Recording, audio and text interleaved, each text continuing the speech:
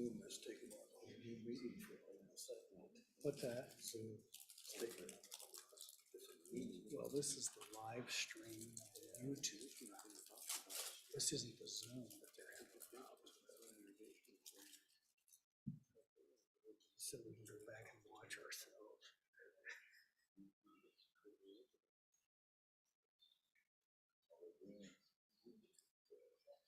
I hate to see myself on camera.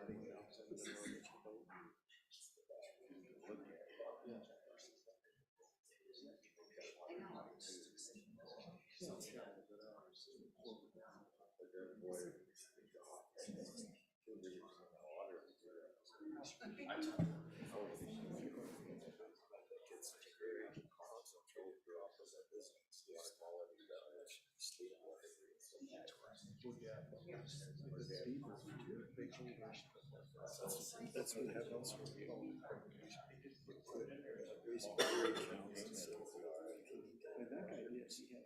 No, it isn't supported live. dairy. Subdivision development trophy property. Used to support 15, 20 cows, and now they don't. So sold off to other people. Mr. Chairman, Yep. on our monitors, it says it's recording live and your microphone is hot. So you might want to be careful there what your side conversations are. And Mr. Chairman, Thank you for that cautionary note, Mr. Chairman.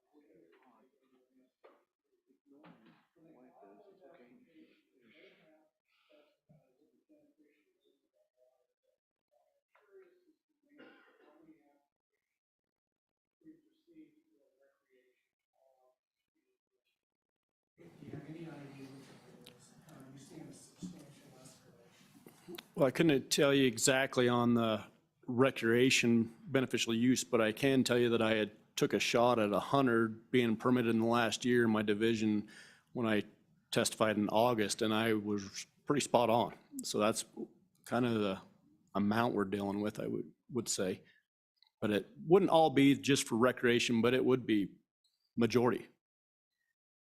So how is the state engineer's office making a determination? So I thought water, I put down a little bit. Right? So I can put stop water on there. I mean, you go through the whole list of beneficial uses that could be put on there, but your agency doesn't then go through a verification process on ponds, specifically if that's what they're being used for. And then how do you handle multiple use ponds? That I know we filed water rights for a multitude of uses out of those ponds, but do you do a verification? Mr. Chairman, we do a verification on the non-stock ponds. Well, actually, we do on the stock ponds as well. But one thing we're looking for is that, when we get out there on the ground, that a stock pond isn't being just filed for a stock pond for the ease of it. So when we do the proof of it, we'll look and see, is there a fence built around it that fences the stock out? Then we'll address that when we take proof on the pond for adjudication. Thank you. And I guess the reason that I was asking those questions, Representative Simpson, is there is already some what I would call regulatory and permitting conditions in place that you may want to look at as you start to explore this. It may be something that could be done through the existing permitting process. I just want to be very, very cautious with this because it has a lot of implications. So most of my constituent users that use stock ponds and multiple use ponds, we've got some that have been filed for recreations, for wetlands, for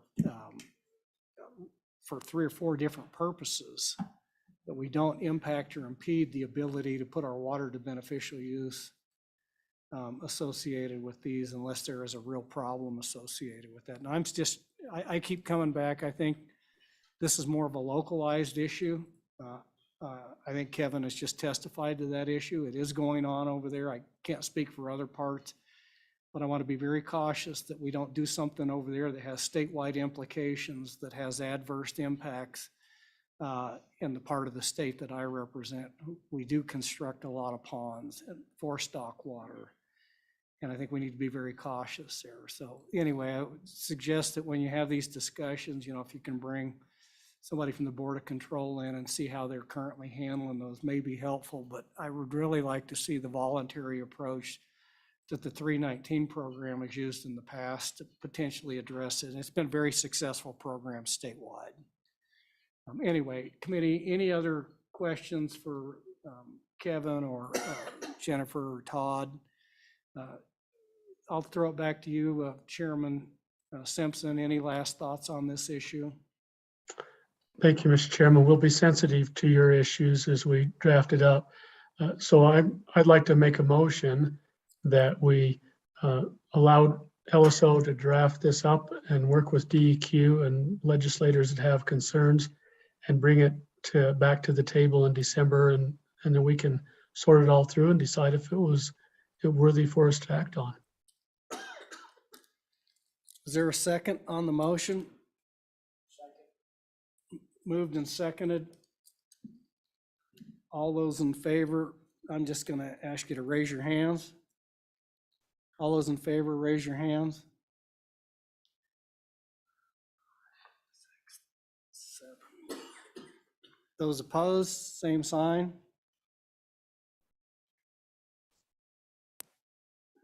Motion passes. So do you have adequate directions, David, to work with Representative Simpson to get that drafted up? Is there anything else you need, LSO? Mr. Chairman, I can work with Representative Simpson, DEQ, and make sure we get something that's actually what he wants this time. So, all right. Mr. Chairman? Yep. Before our DEQ representatives leave the room, I'd like to make a comment, folks. We're the only state in the union, I'm changing subjects now, the only state in the union that does not have primacy over our drinking water system. And EPA is now starting to exert some strong arms in communities in our state that is not welcome. And I wanted to compliment our Wyoming DEQ.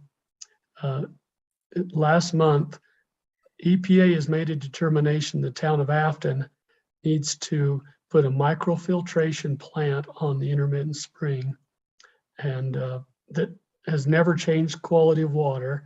They had one bad test on MPA, and then they cleaned that up and fixed the gates, and they've never had a bad test.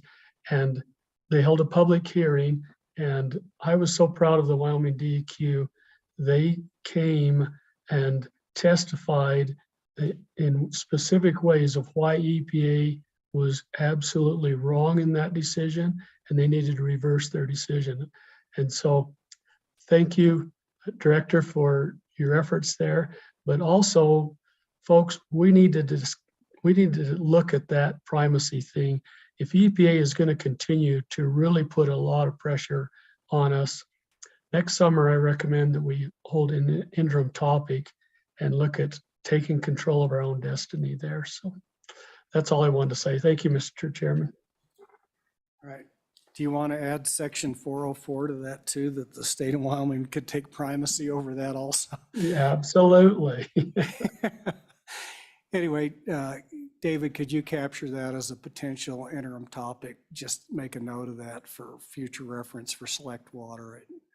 But again, I do think our Department of Environmental Quality does a pretty good job. I think our agencies as a whole do a pretty good job representing the interests of the people of the state of Wyoming. So thank you. Senator Driscoll, you got a comment? Mr. Chairman, I do. Thank you. I guess real quick, if Director Parfa would talk what it takes to get primacy. We've done this in short order before, and if 49 other states have done it, I guess I don't mind trying to get us on the path to getting there. I think it makes sense. I deal with EPA steady. I run a small water system, and I can tell you, it would be much nicer to deal with our DEQ than with EPA. So if we could get just a quick comment from Director Parfit, because obviously there's an easy pathway to get there, or should be a fairly easy if 49 states have done it. I'd like to see us just Quickly, draft a bill and get after Director. it. So, yeah, just briefly, we looked at, I think it was back in 2018 or 2019, as to what it would take to pursue primacy for the drinking water program. And we can resurrect that and make that current if there's a desire to do that. I will point out that, yeah, we are the only state in the country that doesn't have primacy for the drinking water programs. EPA would be very excited if we were to take on that program. As far as what it would take, typically there would be rulemaking involved. We would have to have the resources, and that I think was a stumbling block last time we pursued this, was the number of FTE to run that program and the cost associated with that. And EPA's match to that was very small to take on the program. But it would take probably a couple of years to develop the rules and get the package to EPA and then their review. So I would say somewhere in the neighborhood of two years to do that. All right. Thank you, Director. All right, we're going to move on down the agenda. The next item is item 16, debt service and irrigation districts. Tab G, if you're looking. And with that, I'm going to turn it over to David, if you'll walk us through this bill, which I believe is LSO 0290. That's correct, Mr. Chairman. Thank you. David Hopkinson with the Legislative Service Office, walking through 23 LSO 290, abandonment of water rights limitations. This draft comes before the committee based on its request at the last meeting. There was discussion about subdividers primarily abandoning water rights and the issues that might cause for irrigation districts. So this bill is drafted in such a way to do it, to try and cover that. Some of this is kind of placeholder for discussion, the 10-year limitation on that, for example. So what this bill does then is it goes into the permitting statutes for counties and municipalities when they're permitting subdivisions. So it goes into there and adds a new paragraph respectively for counties and for municipalities. And that paragraph requires that an owner who subdivides land within the boundaries of an irrigation district and who abandons water rights attached to the land shall be liable to the irrigation district for 10 years for the loss or reduction in collectible assessments for debt service obligations caused by that abandonment as otherwise provided, or except as otherwise provided for by agreement with the irrigation district or required by federal law. So it does have, the effort there is this would not impact agreements that provide for another means of resolving this issue. But simply states that standard that they would be liable for 10 years for those collectible assessments if there's a loss caused by their abandonment. Section 2, and then again, the second page, that those paragraphs are identical, just placed in different parts of the statute. Section 2 clarifies that it only applies to subdivisions that are effectively approved after the effective date of this act, and that's simply to highlight that this isn't intended or would not apply to existing subdivisions, and that's to avoid implicating the constitutional prohibitions against impairing existing contracts. Effective date, July 1st, 2023, and with that, I'd stand for any questions on this draft. Committee, any questions?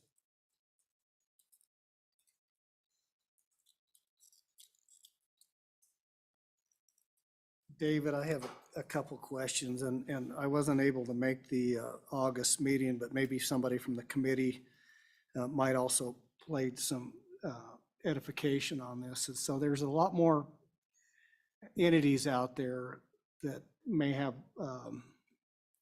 debt service associated with irrigation properties. So you have water conservancy districts, you have watershed improvement districts, you have drainage districts, you have water and sewer districts. And so the question I had was it the intent of the committee at the August to leave all these other entities out? I have a water conservancy district in my area that currently has numerous projects that they're repaying to water development. I had debt service on those lands.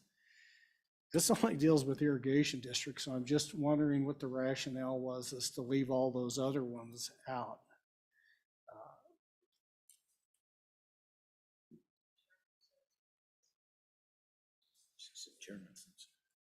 Chairman Simpson, if you would, please. Thank you, Mr. Chairman. Folks, as you recall, when we passed the orphan water rights bill, the governor came to me and expressed this concern. He said, Evan, I'm really worried about those districts, the larger districts from Buffalo northward that have a significant debt service for an irrigation district exclusively. And if we're allowing a developer to pull out 40 or 80 acres and abandon those water rights, which is currently the law and as always has been, and we didn't change that, that would leave the irrigation district in a really bad financial condition if they just basically defaulted and walked away. And so, Senator Hicks, there may be other applications, but right now we're just tackling the concern of the governor about large-scale irrigation districts, which has, as you're aware, very specific assessments of dollars per acre, and a significant pullout would cause financial hardship. Yeah, and again, maybe it was an oversight, but you can't say you get to do this as a special district under the laws of the state of Wyoming, and another special district that's authorized under statutes doesn't have that luxury. So that may be an oversight. But I would also point to the committee, and David, if you could walk us through the note on there, so on the staff comment, and it specifically deals with the issue of liability. And so what we've effectively done with this bill is, I don't know which statute would control. So if you adopt this, you have a statute already under 41.7 Article 4 that says that debt service, even if there's an abandonment, it stays with the land. What you've now said is, no, if there's an abandonment by a subdivider, the subdivider has to pay for that debt service, but you didn't repeal this provision in statutes to say, well, the way it is now you got two entities that are liable for debt service under the way I see the statutory construct. If we were to adopt this without modifying 41.7 under Article 4 that says debt service into those irrigation districts still lays with the landowner. Is that an accurate characterization, David, or am I missing something there? And Mr. Chairman, as I was putting this bill together, and kind of looking at the statutes, I certainly attempted to pin down what happens currently. And as best as I can tell from the statutes, at least, that is, if they abandon the water rights, that debt service obligation would still remain with the land. I attempted to reach out to a number of people who have more experience in this area than I do and was unsuccessful in getting information, because I'm well aware in my experience sometimes what the statute says and what the practice is can be different. But the way I would read the statute is that it would stay with the land, and if that's the case, then I don't know that this bill draft would be necessary. And if it's not the case, then this might fix the problem. And I, at this point, don't have a clear answer for the committee other than to say the way I would read the statute is it still stays with the land, and the new owner or whoever takes over that land would be obligated to pay that debt service. but I would certainly defer if there's an irrigation district attorney or someone who works in this area with more experience than I have, to them and how that may be read. These statutes, of course, were written a while back. The closest case law I could find wasn't really on point, and that was from the 70s. And then we're looking, the 50s and early 1900s, but they didn't seem to address quite that issue. So I'm, of course, happy to keep digging and obviously want to present the best information to the committee, but that's the best information I have at this moment, even if I think it is incomplete. So it's my recollection, I've got land in both an irrigation district and a water conservancy district in different areas in the county. Those are attached, those fees are collected by the county assessor attached to that land for those water conservancy districts. I'm not sure on the irrigation districts. I think we pay directly to the irrigation district. So again, I'm trying to figure out how this would apply if you subdivide land and we have a statute that say it stays with the landowner irregardless of whether you're an irrigation district, a water conservancy district, a watershed improvement district, that debt service. And so are we talking debt service for, because we talk about debt service in the bill and then we talk about assessments. They can actually be two different things. So debt service could be for capital construction improvement projects. Assessments are something that you do for your normal O&M.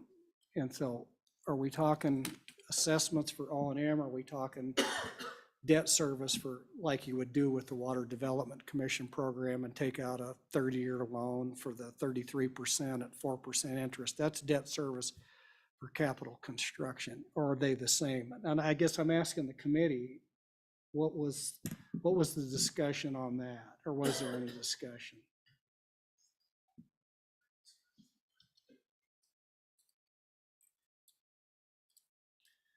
Representative Nyman's volunteering to Does that work? Oh, wow, somebody fixed the microphone in the interim. I guess, quite honestly, Mr. Chairman, thank you, but see, this is information that came about after the ask for the bill draft. So at this point, when you read this and with these statutes and with this further information that's brought, this, quite frankly, this would really be unnecessary. And I would also ask that if this statute, according to Title 41, Chapter 7, if that would not also take care of your discussion as far as other folks that have a lien or a debt or something kind of encumbered on that property, that would also, unless under guidance of council, that would also qualify under that and would provide a resolution for that as well. So to me, this was information I don't believe we had at that time, and you have done further research and showed us where there's other statutes already invoked that would take care of this situation. So I guess in my position, I would say this piece of legislation that currently is the way it's read, unless something is definitely missing, is unnecessary. So. Committee, any other discussion? Yep. Representative Larson. Mr. Chairman, thank you.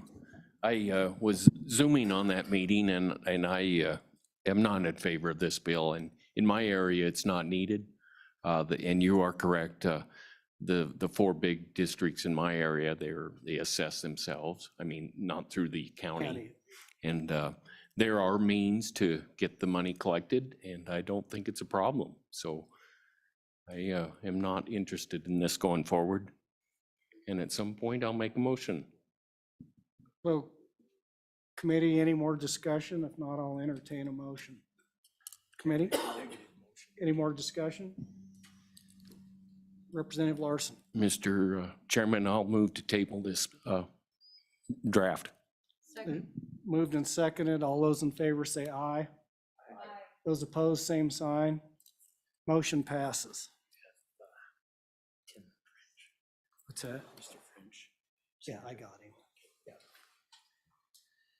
All right, moving on down the agenda. The next item that we have is item number 17, ARPA Infrastructure Bill. Chairman Simpson, I'm going to turn this over for you for a broad discussion and then maybe have David just walk us through the bill real quick. Thank you, Mr. Chairman.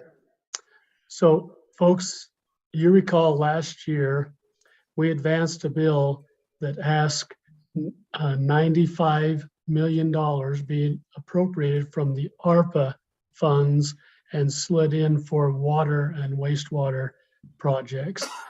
As you recall, that went around in circles in the legislature, was trimmed back to 50. We took it back around to another bill and it was advanced back up to 100. And then the governor vetoed 50 of it. And so we ended up with $50 million in the program. It was administered by OSLI and they processed that. And last week they held the public meeting to disperse those successful projects. So here's the results of what happened there. There were 113 applications totaling $225 million. And they only had 50 to award. So what they did is OSLI ranked all 113 projects, and the top 19 scored above, let me find it, above 17 points. So they gave points to every project. So 19 projects scored above 17 points, and they were awarded totaling $50 million. Interesting enough, in a motion in SLIB, they actually looked at the next group that was scored 16 points. There were 8 projects there. And before they finished, they actually stole, sorry, that was the wrong word.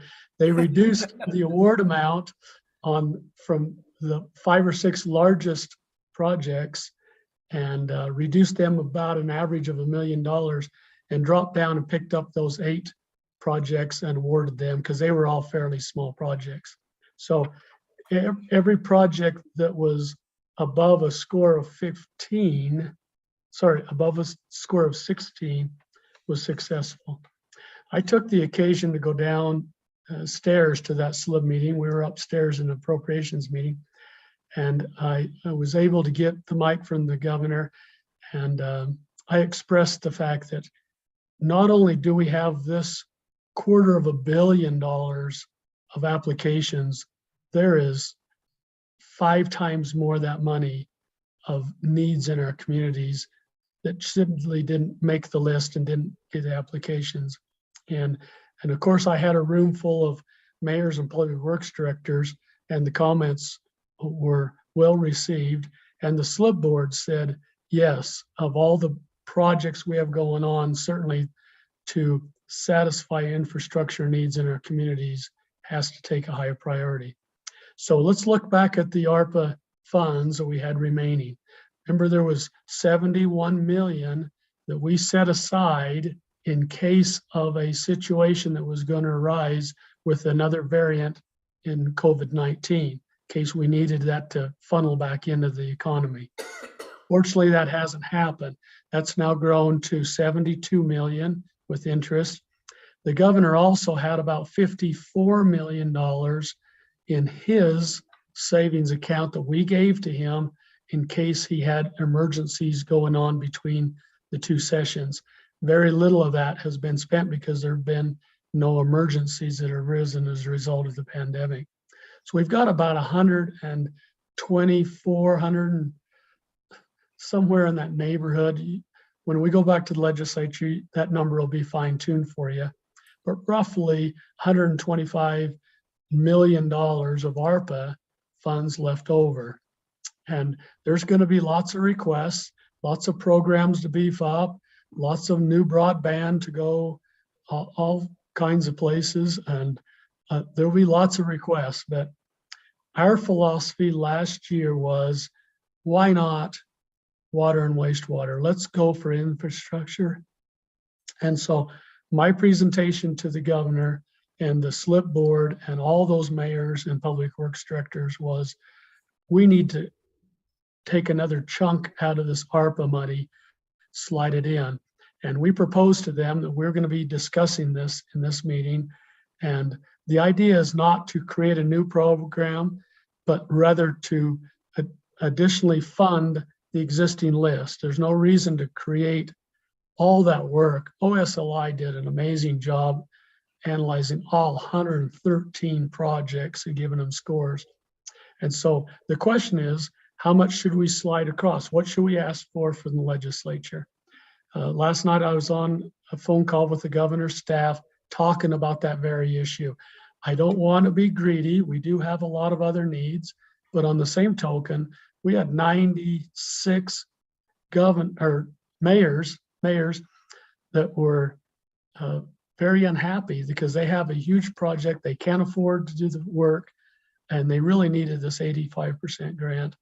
And so here's what I've come up with. The bill draft you have in front of you simply amends last year's budget number. And for a placeholder, I asked David to throw in, I think it was $32 million in that placeholder. So talking with the governor's staff, and they were sensitive about not giving me a dollar amount. And so I had to take their input and massage it. So I went down to the communities that scored 14 points or more on their priority list. That picked up 20 more communities for water and wastewater projects. And that totaled $24.7 million.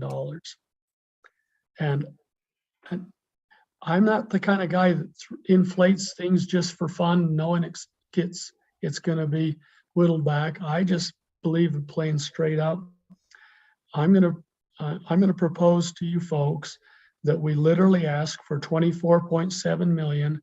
That'll take us down on their point scale to everyone that scored higher than 14, pick up an additional 19 or 20 projects in that, and we're going to help 20 communities throughout the state. So, Mr. Chairman, that's where I'm at. That's what the bill draft is all about, is picking up a little more of that ARPA money and spreading it into our communities the best we can. Committee, any questions? So Representative Simpson, good work as always, but I do think we need to add an inflation factor in there, knowing the simple fact that if that was the estimated cost of the projects today, by the time these are actually allocated next year, be October of 2023, and the time that they actually would go to construction is we're out to 2024. Now, these funds must be expended by 2026 under I believe the ARPA regulations and stuff. I think you ought to raise that number to $35 million. That's up, Mr. Chairman, that's up to the board's discretion. We'll put in whatever number you want. I'm a little hesitant to get it so high that all the governors and everybody else's ideas ends up killing the project funds, because everyone else gets greedy and wants so much there. But I'm wide open.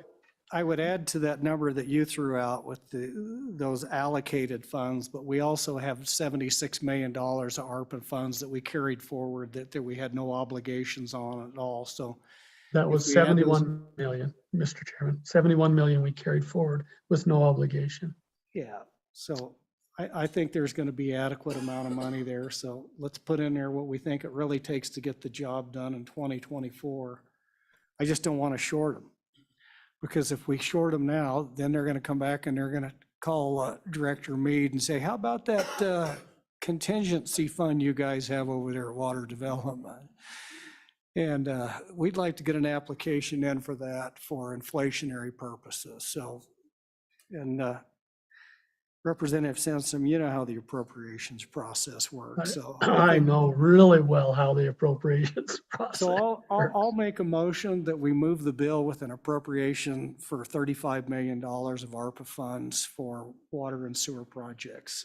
Can I get a second? Seconded by Paxton and Senator Bonner. seconded by Senator, that's not a second, that's a third, that's a quad by Senator Guru and Boner. Come on, French, get your hand up there. All right, all those in favor say aye. Aye. Those opposed, same sign. I did Motion have a question, passes. Mr. Chairman. I did Oh, have a did you question. want to talk or were you voting? Oh, I was voting, you big spenders just throwing that money around there, just a pork chop eating Democrat here. Just wanted to ask a quick question.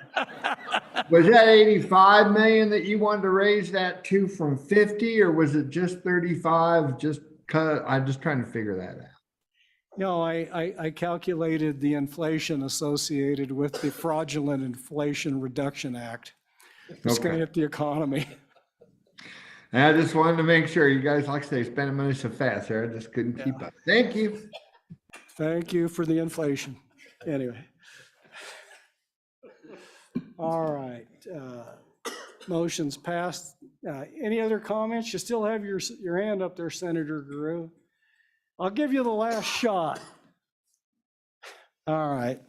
Committee, next item on the agenda is number 18, Green River, Little Snake River Basins Conveyance Law Study. Mr. I would ask the Director of Water Development, the state engineer, to come up to bail me out on this, but I'll start this discussion. Mr. Chairman, Yep. I apologize, but I want to just clarify the committee's action for the last bill. So was the intent to move this to the final meeting, increasing the amount to 35 million? That's correct. Okay, but we didn't, because we didn't take action to sponsor the bill at this. No, the motion is to draft the bill for $35 million. Okay, so we'll amend it to 35, present it at the next meeting. Just want to make sure I'm doing what. Yeah, and we will be having representative come back to help present this to the JAC when it comes up. He's And- very persuasive, folks, And very Mr. persuasive. Mr. Chairman, just, I don't recall, but did we want to do public comment, or was public comment offered on that last bill? You know, we're just dealing with an appropriations and we're not dealing with any statutory changes and stuff. I guess we can take a public comment, and so I will take public comment at this point in time. Is there anybody online? Anybody in the audience? Public comments closed. All right, thank you for the reminder. Next item for discussion is the Green River, Little Snake River Basins Conveyance Law. So let me give you a little history here. We're faced with some unprecedented actions in the Colorado River with declining hydrology. There's a number of issues that have gone on. The simple way to just get to it is there's going to have to be some reductions in the consumptive use within the Colorado River system. That's all 7 basin states. I'm not going to go into the whole history. I don't think if you're in the water committee, you understand what's going on. We've blown through the hydrology. We've used most of the storage in the Colorado River Basin, and now we're down to testimony from the director of the Bureau of Reclamation is they're looking for somewhere between 2 and 4 million acre feet of reductions in the Colorado. So one of the discussions that's come out of here is some of the proposed projects within the basin states have looked at things like curtailment, lower basin intentionally created surpluses, system pilot conservation projects, voluntary compensated voluntary reduction for water use within the Green River Basin. A little over a year ago, the governor formed a working group to start to look at this issue of how we're going to grapple that. What the working groups looked at is asked the state and our experts to come back and say, where's the state best position, and to do what was called demand management, which was an act passed by Congress that authorized storage for states to reduce consumptive use, that we would store that. Our repository would be in Flaming Gorge. The committee has looked at demand management, which is basically paying somebody, so those junior water users, which in the Green River Basin is your heavy industry, it's your coal, thermoelectric, which is the power plants, and then also Trona is a big water user, and then municipalities. Those are junior users on the system. So conceptually, they're the first ones that come off. But you can't run a Trona mine or a power plant or a municipality without 100% reliable access to water. So what the demand management concept is those users would then go over there and acquire an earlier water right or access to that water, which means they're going to go to agriculture and purchase that. So we've spent a lot of time looking at that as a potential alternative, whether Wyoming should participate and set up a program or not participate and set up another program. And the other thing is, as you face curtailment, we've run through a number of scenarios that would look like that's basically a call on the river. Wyoming's entitled to 11.2 or 14% of the Colorado River. And so we've said, what's that look like? Well, still, it's the junior users that get regulated off. And how would we deal with that under a curtailment? How would we deal with the demand management? We've looked at all those tools available through temporary change of use programs that we have that are existing statutes. Storage, where does that play into? What it comes down to, inevitably, we're going to have to reduce our consumptive use, whether we do it voluntarily through a demand management program or curtailment. You can't use water that doesn't exist. That's the reality on the Colorado. It was divided up with over 15 million acre feet in the last, I think in the last decade, it's averaged 12 million acre feet. If you reduce the last 3 years, it's even less than that. And the reservoirs are dry. So we are now in a situation where we're looking at some point in program that you have to have users for those municipal users, those industrial users, and who has most, I think, Kevin, you could correct me, or state engineer, approximately 80% of all the water rights in the Green River Basin are attached to agricultural uses. And they tend to be the earlier water rights. So basically, that's the water bank that you're looking at. One of the concerns that we have out there, if you look at the Upper Colorado River Compact of 48, it talks about a reduction of consumptive use. The methodologies that's been agreed to by the Upper Colorado River Commission is to look at what we call open ET as an estimate of how much consumptive use each crop actually uses. What we don't have a good handle on is how much consumptive use is lost due to conveyance.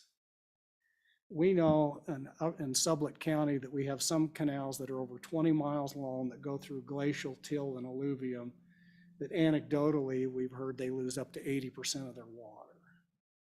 Under any of those programs, if an entity wanted to go acquire part or all of that under a temporary change of use, our current statute says there's a presumption that you only use 50% of what you divert. But if you're losing 10 or 15% to conveyance losses, there's no mechanism to actually monetize that lost opportunity associated with those agricultural water users.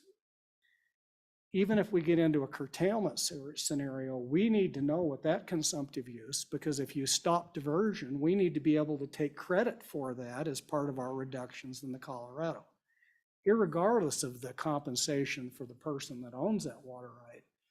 We would certainly want to be able to come back and say, look, we stopped irrigating.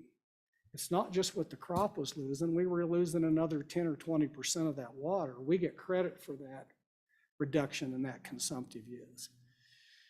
So one of the recommendations that has come out of this working group is that from an administrative standpoint, to protect our water users, and if we ever get to a point where there is some type of compensation program for an exchange of use, to make sure that it adequately compensates that reduction from ag users, we have to have good information to base those assessments on as to what are those consumptive uses. What we've talked about is using the water development program as the conduit, because it's going to take a consultant and use their normal process, would be to put money into this program to hire this consultant to do this consumptive use study for these canals, it would really be administered and oversight for a lot of the scope of the work and then some of the work through the state engineer's office, because they're the administrating body that's going to have to deal with calculating consumptive use, monitoring and making sure that if there's any temporary change of use, that all those transactions occur. So that's what we've come up with is a methodology.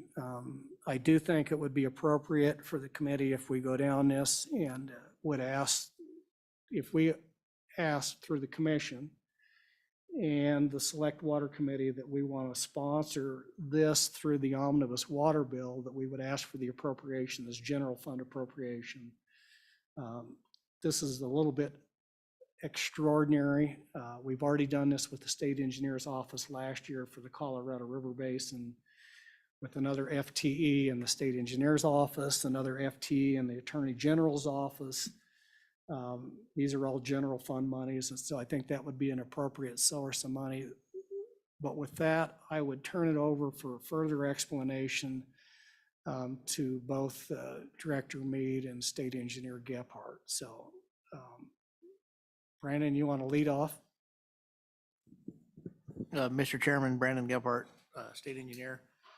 I think you captured it pretty well. I don't know that I have a whole lot to add, but I would certainly be happy to answer any questions. Director Mead, anything that you'd like to add to that? Mr. Chairman, to avoid getting into thoughts on how this study would be actually put together, I really don't have a lot to add. Obviously, there's a lot of variables associated with canals and ditches, and that would all need to be considered.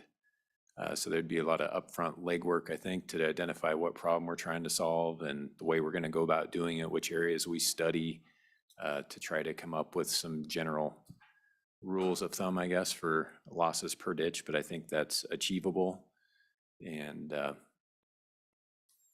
it could be done. So a question based on some of the conversations that have been around this. Have you guys come up with any idea of what you think this might cost at this point in time? So I don't know we absolutely need that, but if you've gone through that exercise. I've gone through a bit of an exercise. So obviously the area we're talking about is very large. We've got the west side of the Upper Green, the East Fork, New Fork, Little Snake, Main Stem, Blacks Fork. I mean, so, and there's a lot of variability from one side of the basin to the other. So trying to get an idea of the selection or understanding what we want to study, which areas, and then you throw in the geology, and that has a big impact on what you see for seepage and so on and so forth. So just kind of taking a stab at it, if we were to look at maybe 8 different canals, and we've had some discussion in regards to length of canals. Let's say they're 15-mile long canals, and to get a handle on, again, not to get too technical, but you're really probably going to be looking at mass balance, right? Depletion, definition of depletion, I believe, and you can correct me if I'm wrong, is what you divert minus what returns to the river.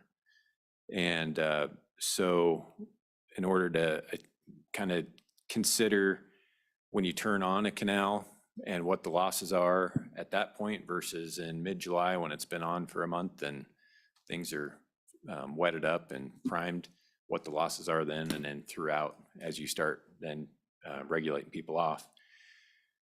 I would assume we would, to come up with regression equations to be able to then put in pressure transducers in the canal to understand, okay, how did that level of the canal fluctuate throughout the irrigation season? And going out there 4, 5, 6 times to actually get measurements on the canal at 4 or 5 different spots or 6 different spots down, say, a 15-mile section or what have you. That's going to take quite a bit of hours and travel, depending on what consultant might end up with this study. And just the thought process on where, and talking with districts about who's going to participate and what they're willing to do and not do, if we need to charge up the canals to kind of get baseline information before we start diverting So long story short, I guess I've put some numbers to it. They're fairly,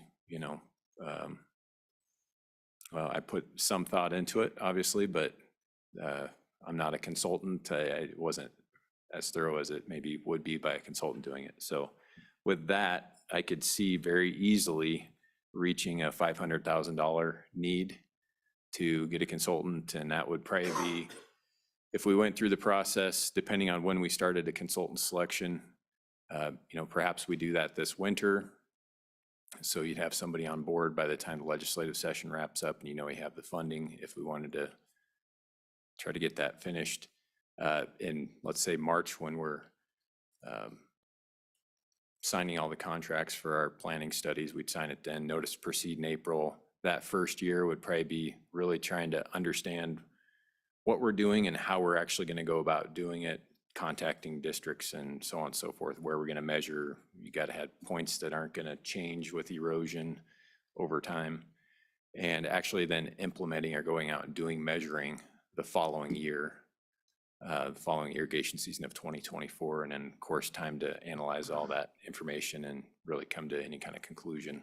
So you'd be looking at late 24, early 25, I'm guessing. So again, $500,000 would be a number. I don't know that we could get 8 sites, 15 miles. It doesn't seem like a lot, but when you actually, and I'm sure you've been out measuring streams like I have, it just takes time to get across the channel and understand what you're measuring and not get in a hurry, and then travel down ditch to the next spot and so on and so forth, and do that throughout the summer. So that's my estimate at this time. Mr. Chairman, I think early on, without any analysis that Jason did, my mind was right at 500,000 for this. It could be a lot more depending on how we scope it and how detailed we get. I do think that this is a really good start and maybe get us the answers we need. I don't know, but it could be a huge undertaking, but I think this is an appropriate first step. And then I think the scoping, I guess I envision the scoping would be in part with the final scoping would be in part with the consultant to see what we do need and create the scope to fit the budget. And maybe it fits everything. I don't know, but I could see this being not enough for everything, but I think that this is a really good start. I think we get a lot of good information, and I do think it's valuable information, not only for our water users, but for the state engineer's office and how we calculate and manage consumptive use and what the real numbers are. So I do see a lot of value from our agency's perspective on the Colorado River. So many members of the commission or Select Water have any questions for? Mr. Chairman? State engineer. Yeah, go ahead. We got, I'm going to go to Senator French, and then we'll go to Representative Simpson next. So go ahead, Senator French. Yes, Mr. Chairman and committee. Just a thought here, is this opening up a can of worms? And information is always good, but what happens, you got 40, 45 million people downstream, Phoenix, LA, wanting this water, and we come back with the information saying Wyoming's wasting 40% of the water, it's leaking down out of their canals, their ditches and everything else. Are they going to come back at it and say, you're wasting 40% or whatever that percentage is? I'm just concerned it may open up a can of worms, but that's just a thought. Well, Senator, I'm not a worm fisherman, so I don't know about a can of worms, but I will ask the state engineer's office or the state engineer, but I've got some thoughts on that. And I think it comes back to the protections under the compact that we already have, but I'll turn it over to Brandon and then I'll see if I can help fill in some of those concerns. So, Mr. Chairman and Senator French, thanks for the question. A couple thoughts on it. Both the Bureau of Reclamation and the UCRC with information provided for us. We do publish our consumptive use numbers annually. So that's known. Part of what's unknown is what is the consumptive use of our ditches? And that's really what we're trying to get a grasp on. When we talk about a ditch loss being 40%, I would assume that a majority of that ditch loss is lost to seepage. And seepage, I'm going to separate consumptive losses from seepage because seepage returns to the system. And that is not considered a consumptive use. It may be delayed, but it does return back to a stream. And so we are not charged that seepage. We are only charged, or we're only accounting for what is consumptively used. So that would be evaporation. It could be the plant's demand, what the plant actually uses, or a tree, or what may be lost from the system to, say, an aquifer that does not return back to the system. So a deep aquifer, if there's a recharge zone, maybe some of that goes to a deep aquifer that doesn't return, and that would be a consumptive use. Those are the types of things we're trying to get our handle on. But like I said, I think that our consumptive uses are already published. People know what they are. And so I don't see a big risk in this study providing any additional information that would be detrimental to us. Senator, did that address your concerns? And then I'm going to go to Representative Simpson, and then we'll go down here to Commissioner Glick. Go ahead, Representative Simpson. Thank you, Mr. Chairman. My question is for State Engineer Gephardt. Conveyance loss data is always really helpful and very good information we can work with. But what I don't understand is, how does having that raw data, so at the end of the study, when the results are presented, how will that help you deal with downstream states in your negotiations?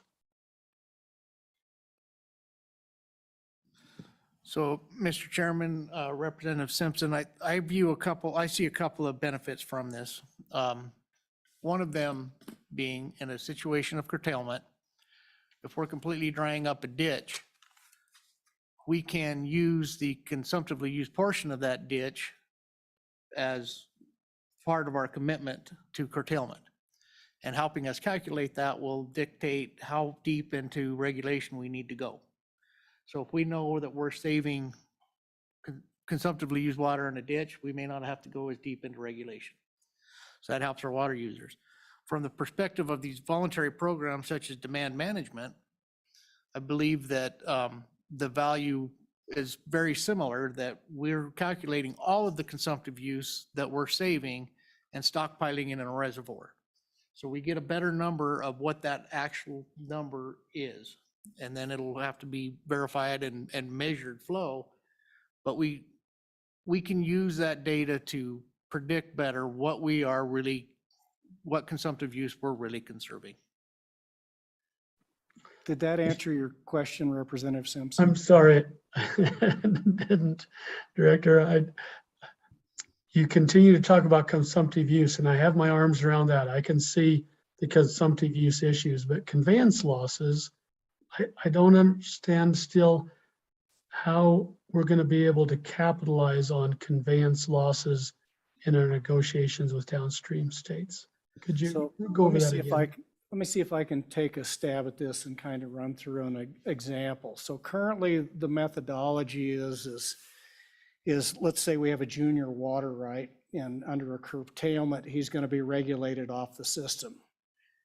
The current scenario that would be used would only be the consumptive water that crop used. And so let's assume that's 100 for the sake of purposes. And so the state gets credit for 100. But we know he's 20 miles down the Cottonwood Canal over there, and we've also lost through ET, evaporative transpiration, and maybe deep percolation, another 20 CFS, or 20 acre feet of water. But we shut that water off at the head gate. and we're only going to take credit for what the crop used, and we're not going to take credit for the 20. By knowing what that 20 is and being able to calculate that, we can show those other basin states by doing that, we didn't reduce our consumptive use by 100. We reduced our consumptive use by 120, and what that effectively does is let the next guy that's may get regulated off continue to use his water right. Does that help? Thank you. That was very helpful. Now I understand. Thank you. And Mr. Chairman, Representative Simpson, another value to this, we've got potentially a system conservation pilot program, demand management, and then also bucket 2 of the IRA funding. Bucket 2 is going to be efficiency improvements. And then it'll be a competitive, I assume this is going to be more of a competitive type of process.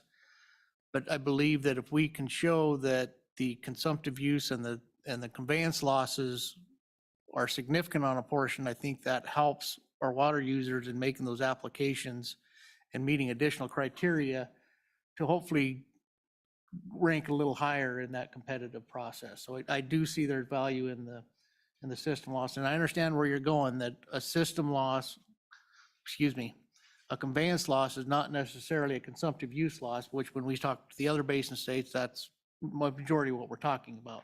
But there's other things that are happening where understanding what that conveyance loss is could benefit the water users in our state. So, and just to add on to that, so the bucket 2 is for everybody under this latest, that I believe, I don't know if it was the Infrastructure Act, but Congress allocated about $8 billion to the Colorado River system. Now, a significant portion of that's going to the Bureau of Reclamation, and what they've done is they said, we're going to allocate, is it $500 million to the upper basin states? And so what we want to do is getting back to reducing our consumptive use and being able to show that is what we'd like to be able to do is go and say through efficiency, AKA maybe a significant amount of canal lining. We looked at several canals that are in the Colorado River Basin, some of these others, that we could actually take credit for that and then use those funds to show that we've increased our efficiency, decreased our consumptive use by going in there and implementing conservation measures. It could be significant canal lining.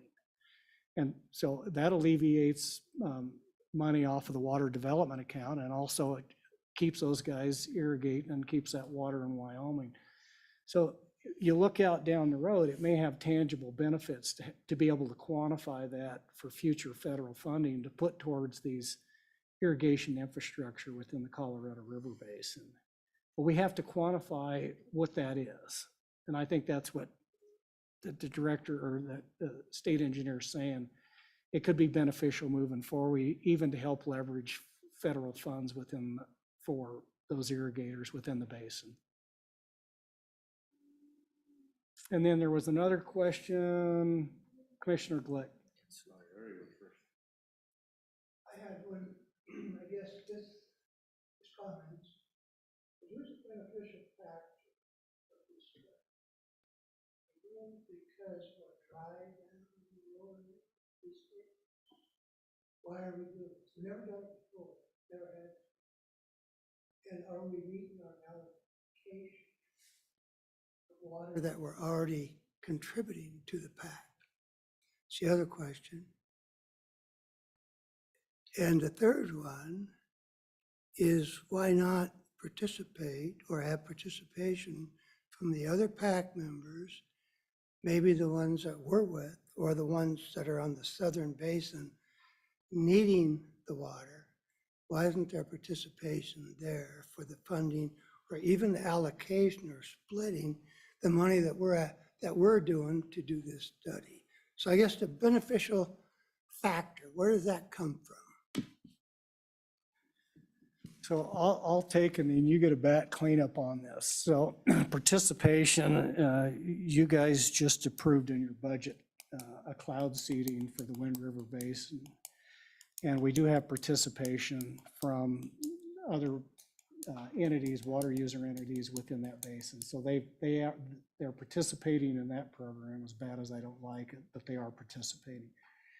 When the state implemented the system conservation pilot project a number of years, the money that was used to test this theory of whether people would voluntarily concur their use for monetary compensation, much of that money was contributed by lower basin municipalities, Bureau of Reclamation.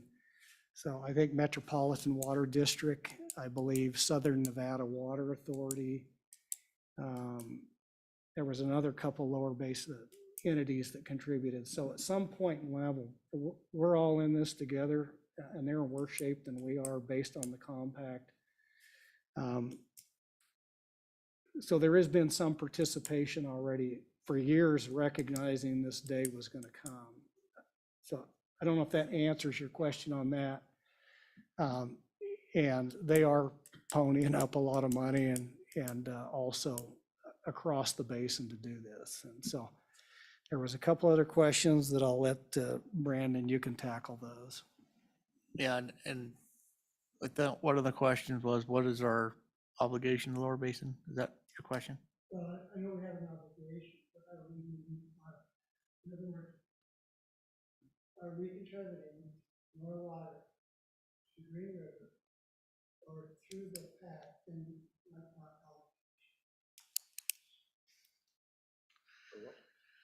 So,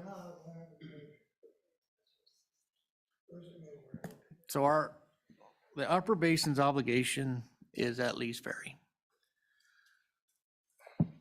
And yes, we are meeting that. That's the 75 million over 10 years, running average, and we're meeting that. So compact compliance, we've met. That we're trending down on that. So once we hit that point, that's when curtailment kicks in. So as long as we're meeting that 75-10 at Lee Ferry, we don't have curtailment.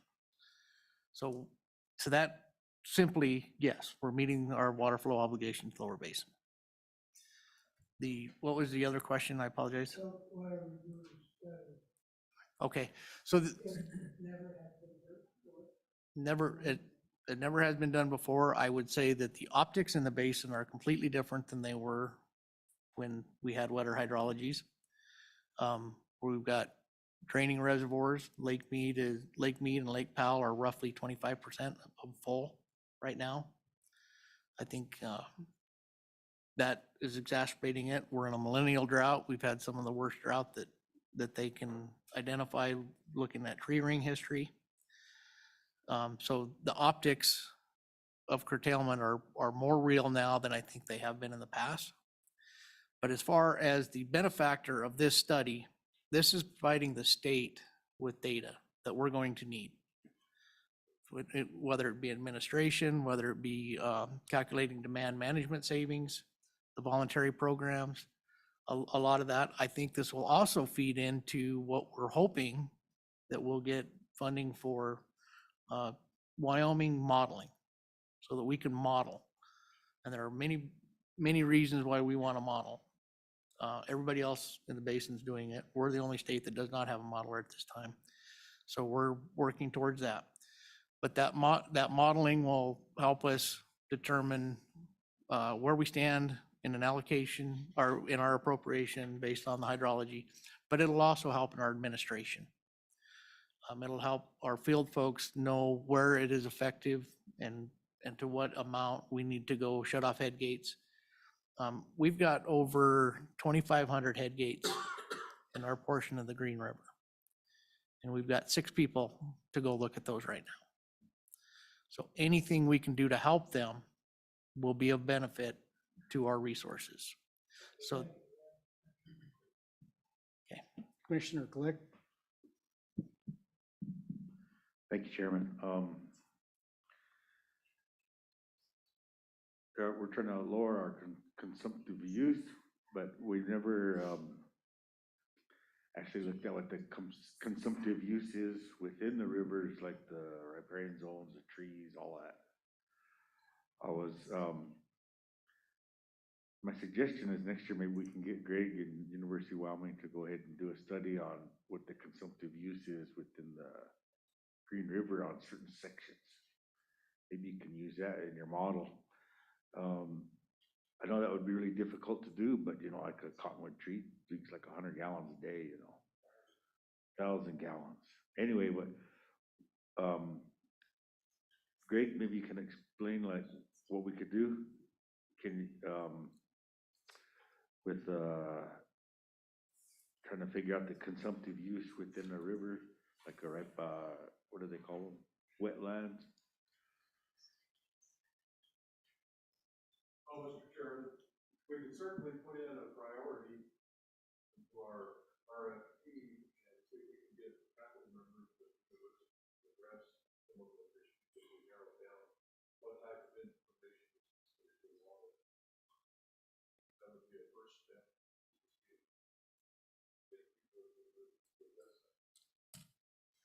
Thank you. That was my comment. Just I want to make sure that we know that or realize that not only is there that conveyance loss, but all the consumptive use that's along the side of the rivers, canals, laterals, sublaterals, ditches, everything. I mean, we got to get some kind of handle on what, because that's where most of the vegetation is. You could have a dry field right next door. Maybe irrigate it, went over twice, and then, like the water goes back down the ditch, but a lot of the vegetation stays closer to the water. I just don't want us to forget that. Thank you. Yeah, and so Commissioner Glick specific, because this is really revolves around the governance structure on the Colorado pursuant to the 23 or the 22 and the 48 compact. And within that compact, it deals with consumptive use only for man-made activity. So, the pre-existing stuff like riparian areas and stuff wouldn't really fall underneath that to deal with anything to deal with curtailment. The other side of that equation is within the compact, it repeatedly says anything that's pre-compact is not subject to the compact. In other words, if you have a pre-1922 water right, none of this is going to apply to you. Now, from a standpoint of a curtailment. Now, it could apply to you if we set up a voluntary compensated program where, say, heavy industrial or municipal user wanted to come to you with a pre-compact water right and acquire that under a temporary use agreement. It would have some implications because now you're doing a transaction on that. But as far as coming in and getting into curtailment, man-made uses only for calculating consumptive uses. And then the compact date, anything that predates that's not subject to the program as far as a curtailment. So Just one minor correction. We have a lot of terms in the Colorado River. Demand management generally is conserving water to store in a reservoir to release for compact compliance.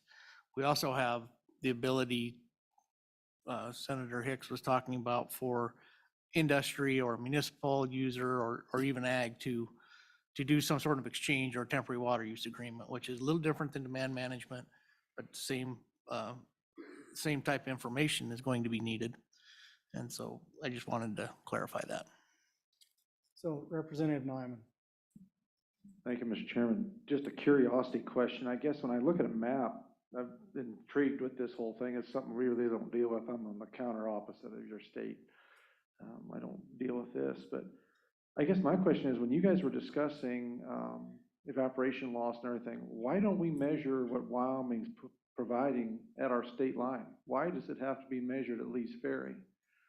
And so wouldn't that make more logical sense that Wyoming, this is what we've produced, we've injected it into the system at our state line, it's what left our state. Because if we're concerned about a 15-mile long irrigation ditch and the potential evaporation loss of that, and what we're required are going to be able to compensate ourselves for, how many miles is it from the state line to Lee's Ferry? And we're being required to meet a level at that point. I can only imagine the amount of loss that we're having to compensate for that distance out. So Just curious. Go ahead. So Lee's Ferry is the compact point between the upper and lower basin. And then within the upper basin, that 7.5 million acre feet is then partitioned out 51.25 or 51.75% to Colorado, 11.25 to New Mexico, 21% to Utah, and 14% to Wyoming. And so we can actually measure that 14% of whatever the annual yield is. The issue that we run into, that was initially meant to be 14% of 7.5 million acre feet. There isn't 7.5 million acre feet of water there. That's really the issue that drives it. It doesn't exist. And so at some point in time, we're going to have to come back and this is why all the states are lawyering up. At some point in time, we're going to have to recognize that there's not 15 million acre feet to be divided up. It's probably 12 or less. But we can measure how much runs out of the state of Wyoming. And we're entitled to use 14% of the total. The issue is we're allocated 14% of 7.5 million that doesn't exist. And so everybody's going to have to come down. So a lot of the discussions that are starting to occur now is how do we do that? But we can measure how much actually runs out of the state of Wyoming. Yeah, Mr. Chairman. Doesn't mean we're only entitled to, on paper, 14% of that.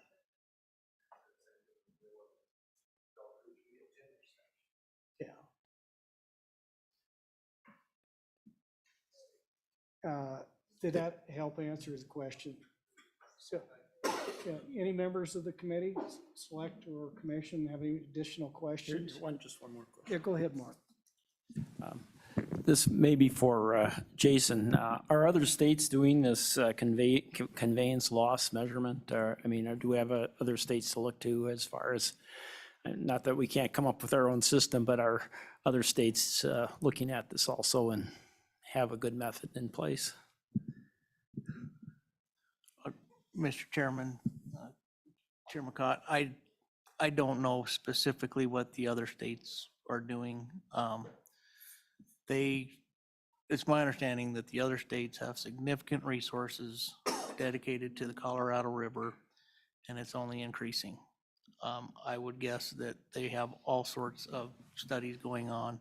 To answer your question, whether there's something we could use or not, I don't know. But I think part of this is answering the questions that we have. I mean, they have similar conveyance losses. I mean, they have ditches and it works the same, right? Yeah, and they very well may. Yeah. Mr. Chairman, I think it would be reasonable to, take a look when we're trying to formulate what this study is going to look like. If there's anything we can glean from other states or their mistakes or successes, then we'd want to take advantage of that in our study. Senator Steinmetz. Thank you, Mr. Chairman. I guess to just kind of to follow up on what Representative Nyman said. So I get a little confused because when we have a point of diversion, that's where our water is usually measured at, is our point of diversion, right? So do we have a requirement to divert X amount of acre feet, our share, or do we have a requirement to deliver that to Lee's Ferry? So under the compact, it's a delivery that we're, and the way it reads is 75 million acre feet over a 10-year period, which has been interpreted at 7.5 as basically what we're allocated. Now in the upper basin, we're actually in pretty good shape right now because I think if we look at the last 10 years, we've actually delivered more. So we could actually, and I think right now under the DROA and some of the proposed criteria that BOR is looking at, and part of it is to protect the power pool. We're actually looking at, rather than doing 7.5 million, and then there are some other obligations with Mexico and all that stuff. I don't want to go into that, but we may not and I say may not, the Bureau of Reclamation may not deliver 7.5 at least ferry in the next year or two. Part of that decision is to protect the power pool in Lake Powell. But we're in good shape because we actually have done more than the 75 in the last 10. So it gives us just a little buffer in the upper basin states. The trouble is even if we deliver 7, we may only have 4 coming into the system. The bank account, if you look at all the pictures of Lake Mead and Lake Powell and you see those white rings, unfortunately, it's coming to Flaming Gorge also. It's already at Blue Mesa. It's already at Navajo. If you look at the entire Colorado River Basin, what they call the Crispian is the Colorado River Storage Act. Flaming Gorge has the highest percentage of fill of any reservoir left within the whole operating system. So it's the last of the bank account. And for those that are familiar with it, they actually released an additional 500,000 acre feet out of Flaming Gorge this year to try to buoy up Lake Powell. That's probably not going away, bar significant basin-wide above average snowpacks. Mr. Chairman, we're currently about 85 million acre foot over that 10-year average. Yeah, so we've got a little buffer there, and that's why with these, to protect that power pool, they'll probably be releasing less than 7.5 million to the lower basin next year.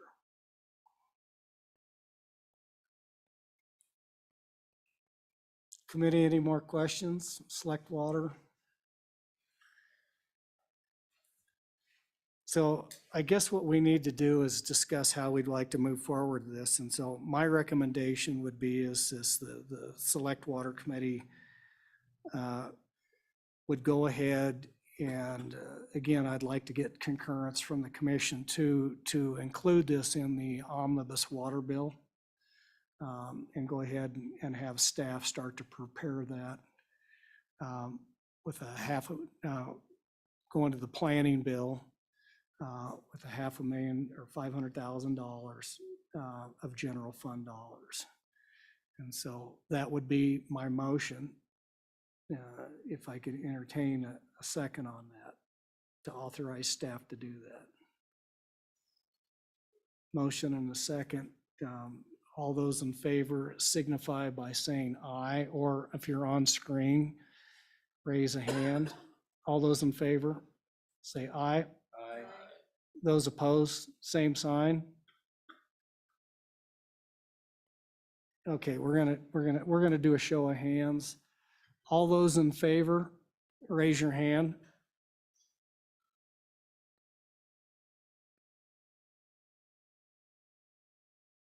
Those opposed? Motion passes. I had 11-1. So, all right, David, does that provide enough direction to include that appropriation and you get the exact verbiage from Director Mead? Yes, Mr. Chairman, I'll work with them to make sure we've got that in the omnibus bill. All right, thank you. Committee, that covers everything on the agenda. Anybody else have anything that they would like to add or discuss? If not, this meeting is adjourned. I believe for those who signed up, we have dinner at